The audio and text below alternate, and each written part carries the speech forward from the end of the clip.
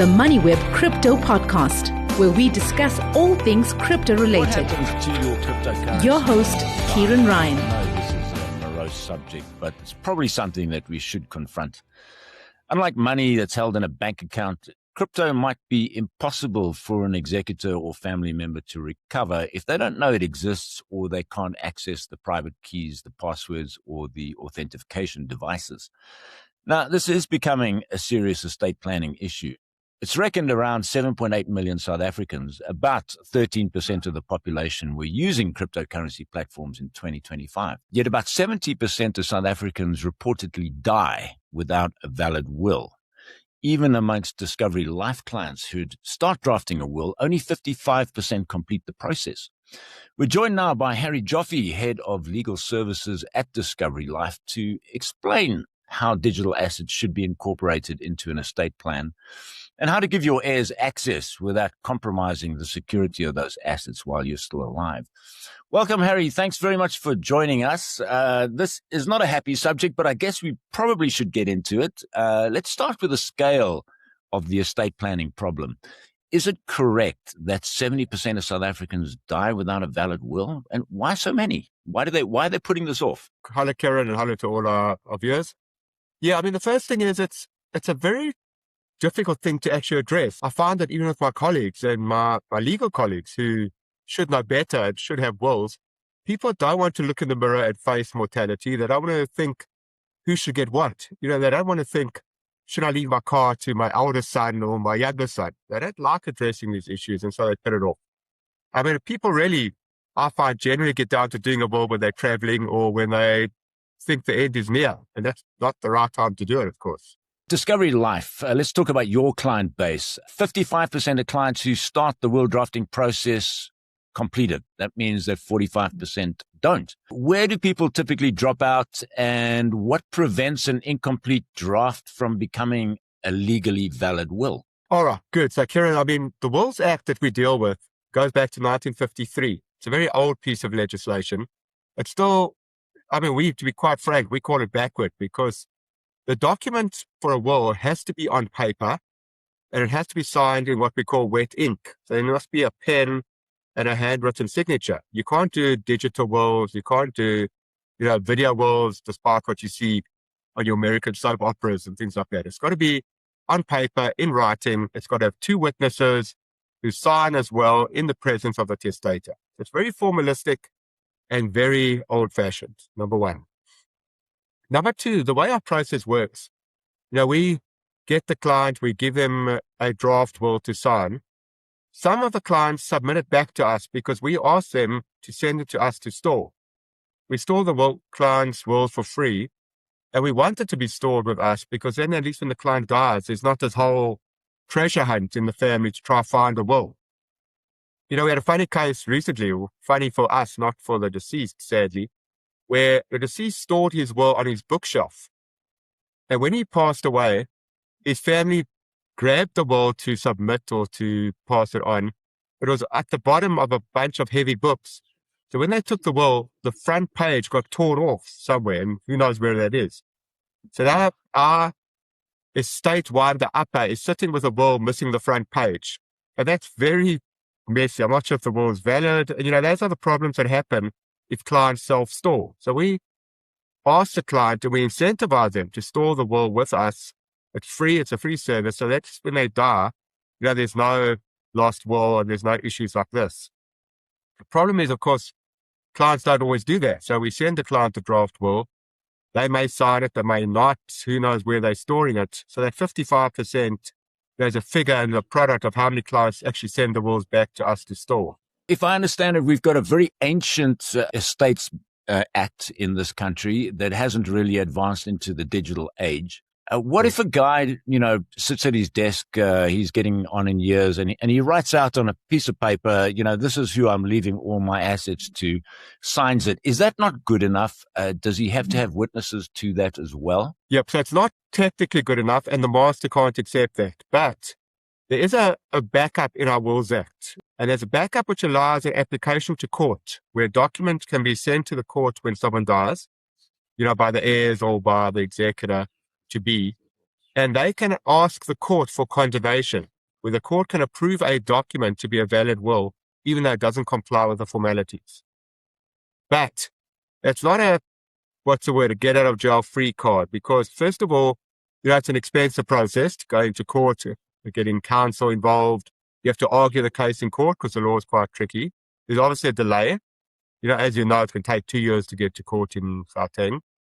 And finally, the law is pretty prescriptive in when a court can approve this document to be a valid will. So the deceased must have drafted or executed the document. Interesting, Karen, your choice of words. You said the deceased wrote out the will or typed it out. That's fine. But the cases we've seen where the court hasn't approved is where the deceased was sent a draft will by a trust company, which is very common. The deceased says to the company, do me a will. They send him a draft. He dies without signing it.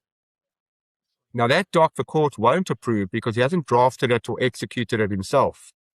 It's only when your case is where the deceased has typed it out by email or on a Word doc himself, and the court can see he's actively drafted it, that they can condone a document which doesn't comply. So you can see it's a very tricky set of legal issues we get involved with, and it's far safer for our viewers to just sign this thing properly, get it witnessed properly, so we don't go there. Okay, now let's just talk about some of these stats I mentioned in the beginning. 7.8 million South Africans, 13% of the population using cryptocurrency platforms in 2025. That's quite a big number. South Africa is known to have a very high crypto adoption rate. So how quickly is crypto becoming an issue in estate planning from your point of view? Yeah, it's a big issue. All the time I get clients saying to me, I've got this crypto. How do I get the passwords to my heirs in my will? And of course, you're not going to put a password or anything in the will because that's a security risk. So, clients have to think how they're going to get these passwords to their heirs. Obviously, in their will, they should note that they do have crypto, so the heirs know to start looking for it. But the passwords is a much trickier issue. They can use a vault or one of those digital vaults. A lot of our clients don't trust the vaults. They're worried about being hacked. They can obviously take a piece of paper, write the password on, store it in a safe. But a lot of the people don't want to do that. They're saying, we've got into crypto to not be on paper. We don't want to start with paper again. So I'll give you a few anecdotes, Kieran. It's quite interesting and practical. I've got one client who's got 2 kids who don't talk. And what he said to me, what he's done is he's given each kid now half the password. So when he dies, these 2 kids will have to speak if they want to ever access the money. And that's his kind of revenge from the grave to force them to start talking. Well, it's kind of how it works. A lot of our clients are saying if they've got 3 kids, they're giving each one of them a third of the password or things like that. But it's not a simple issue to solve, getting a password to heirs without security risks. All right. Now, cryptocurrencies, from an estate planning point of view, it's different from, let's say, you got money in a bank account, you got a unit trust, or you got a share portfolio. So what happens if an executor knows the crypto exists, but he can't find the private key or the recovery phrase? Is this potentially lost forever, that crypto? It is. That's a risk. And there's been a lot of cases overseas. They are famous cases. The one Canadian case where there was $100 million in a crypto fund, and the individual that ran the fund went hiking in India and died on the hike, and no one could access the password, and $100 million was gone. So these are famous cases, and it's just not something simple to solve. And that's why, again, it's so important for our viewers just to make sure there is a way to access these passwords. However they do it, if they want to tattoo it on the back of their arm, so when they're getting wheeled down in the hearse to the grave one day, the heirs can lift up their arm and see the password. It doesn't really matter how they do it. Don't laugh. We've had one client who wants to do that.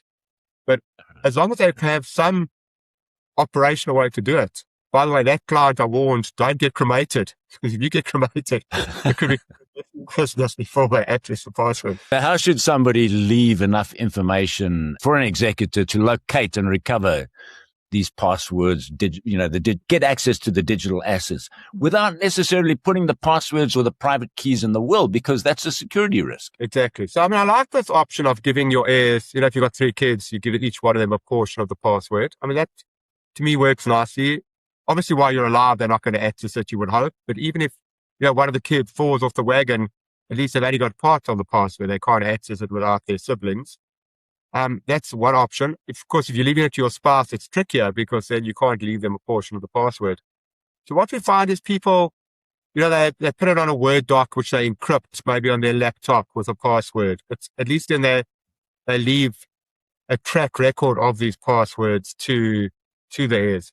In the US, Kieran, which is a much more complex world than ours, sometimes they have two different executives. They have a normal executor for their normal assets, and they have a digital executor for their digital assets. And then there's a way for that executor to get the passwords. There's a lot of these complex systems. We've been offered one to buy, which works on cell phones, and you nominate people as beneficiaries based on their cell phone numbers. And when you die, they get a message from your phone to theirs. There's all these complicated methods. To me, I think just make sure the easiest is some kind of one of these vaults, one of these password vaults. Harry, it sounds like this is not something that you would really want to undertake on your own. You really want to get some professional advice when you're drafting a will, particularly where there's crypto assets involved. Is that, I mean, I know this is your business, but is that something that you would recommend? Yep. I mean, Kieran, the other interesting point is, and we're saying this to clients now, you got to be quite careful who your executor is. The traditional, and I'm not knocking anyone, but the traditional old style executor is good at winding up properties and share portfolios, as you said. But, they're getting a bit old, or they're a bit long in the tooth, and they're in their late 70s. They might not be good at dealing with crypto. They might not be good at understanding how to access the keys and the passwords and the security risks. You might want a younger executor maybe, or you might want a firm. This is the other point. If you get a proper trust company or a law firm or someone who specializes in estate planning, they will generally have a team of people. And, someone in the team would be good at doing the property and the shares, and someone else could be good at doing the crypto. So you would nominate them as an executor, and you'll kind of have a team approach to handle the different assets. It's not just crypto. Some clients have other exotic assets, and you need an expert to handle them. One of our clients had sarcades in their estate, the plant, and that sarcades were very valuable. But of course, you need an expert in how to handle these sarcades when this person dies, because they have to be looked after and watered and all of that. One of our clients had horses as an asset in their estate. And again, you need someone who knows about the horse industry to wind that up. So it's kind of best to think about a firm or an expert firm or a law firm who specializes in this. So at least you've got a team then who can wind this up properly. Yeah, something that I wonder about is, when you're getting into this area of professional advice, are the advisors, do they understand the crypto market? Do they understand the security around crypto? So there are a few complications that you mentioned. Cycads, never heard of that before, being handed on to the heirs, or horses. Crypto assets, of course, is far more common, I would imagine, than that. But so when you're looking for somebody who's going to advise you on this, should you be asking, look, do you have an understanding of the crypto market, and can you help me with this? Kieran, I've had this often now, especially overseas. A lot of my colleagues tell me with art. It's not such a huge issue in South Africa, but overseas it's very big. So client's got an art collection. Now, when he dies, who's going to look after that art collection properly for the heirs? If you leave it to your son, he does nothing about art, that could end up in the garage and be dissipated.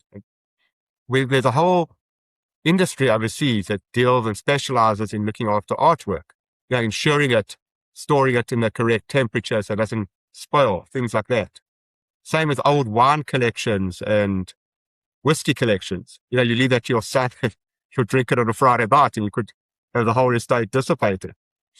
One of my colleagues was telling me one of their clients had a bottle of champagne that dates back to Napoleon. Now, again, that's a very valuable piece, and I think he wanted that looked after, stored in the right temperature and all of that. Again, you need a trust company or a law firm that specializes in that and can look after that asset. So these are tricky discussions to have, and you need to find the right team to help on this. We talked about some of the stats in South Africa. People just don't want to write out their wills. How do we compare with overseas countries? I know there's people that, look, I don't want to die. I'm not going to die, but they don't want to confront the reality of it. Are we worse than overseas countries? So luckily, not really, Kieran. I've seen the stats from the UK, and it's pretty similar to us. It's also the 60 to 70% rate of people die without will. So I haven't seen the US figures, but the UK figures are pretty similar. And I think it's the same issue. People just don't want to confront their mortality. We got the added issue of our Wills Act is, of course, so old-fashioned. Overseas, it's sometimes more modern. So in the UK, they're starting to look at digital wills. They haven't passed it yet. Starting to look at digital wills, starting to look at these kind of things because they made the concessions over COVID. I mean, just to finish, Kieran, just to scare our viewers, there's a famous case in South Africa, which we call the COVID case, where this chap was in an oxygen tent in ICU in hospital during COVID, hadn't done his will. So his wife sent a broker in to the hospital room. The broker went beyond the call of duty. They got into this ICU room, got this individual to sign a will. The broker witnessed it, went out of the room because no one else was allowed in the room, went back home, got a second person to witness. And when that person died in the hospital room, that will was invalid because you need two signatures by two witnesses who are in the presence of the testator. And the court wasn't able to make a concession because the Wills Act is so prescriptive and so formalistic, and that will was invalid. So again, it's just a message to our viewers. Not only, if they got crypto, must they get advice, but they should get advice on the very basics. How do we sign the will properly? How do we witness it properly? Are the signatures correct in the right place? You've got to sign at the end of the will. You've got to have witnesses who can't be heirs in the will. So if your witness is an heir, they're disqualified. So there are all these legal technicalities which are so formalistic, and that's why it's good to get advice. We're going to leave it there. That was Harry Jaffe, Head of Legal Services at Discovery Life. Thanks so much for your time, Harry. Thanks for listening to the Moneyweb Crypto Podcast, hosted by Kieran Ryan. To listen to our other podcasts, go to moneyweb.co.za or the Moneyweb app and follow Moneyweb News for daily updates.